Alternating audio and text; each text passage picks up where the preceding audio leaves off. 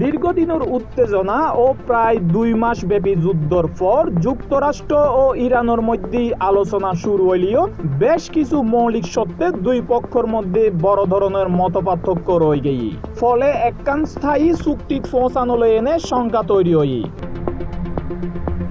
আল জাজিরার এক প্রতিবেদনত বলই 5খান বিষয় লইনে মূলত এই চুক্তি আটকি আছে। যুক্তরাষ্ট্র চার ইরান তারার পারমাণবিক কর্মসূচি পুরোপুরি বন্ধ করে দিবেন লাই, তবে তেহরান এই বিষয়ে রাজি নয়। ইরানের কাছে বর্তমানে 400 কেজি উচ্চমাত্রার সমৃদ্ধ ইউরেনিয়াম মজুদ আছে বলে জানা গেই। মার্কিন প্রেসিডেন্ট ডোনাল্ড ট্রাম্প চাই এই ইউরেনিয়ামর পুরো যুক্তরাষ্ট্রের হেফাজতত থাকিব, কিন্তু তেহরান এই প্রস্তাব সরাসরি প্রত্যাখ্যান করছে।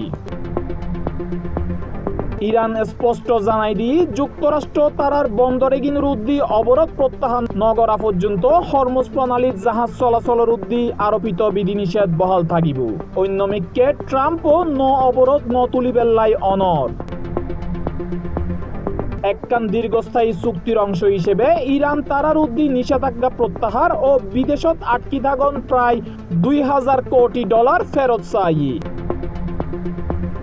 আলোচনাত ইরান বড় অঙ্কর ক্ষতিপূরণ দাবি করছে। তেহরানের দাবি যুক্তরাষ্ট্র ও ইসরায়েলের হামলা তারার যে ক্ষয়ক্ষতি হই তার বিনিময়ে দেশ দুনুয়ারে দিয়ম পরিব প্রায় $27,000 কোটি। বিশ্লেষক অক্কল মনে করেন এরকম জটিল সত্য এনে সমঝোতা নইলে যুক্তরাষ্ট্র ও ইরানের মধ্যে স্থায়ী চুক্তি অর্জন করা বেশ কঠিন।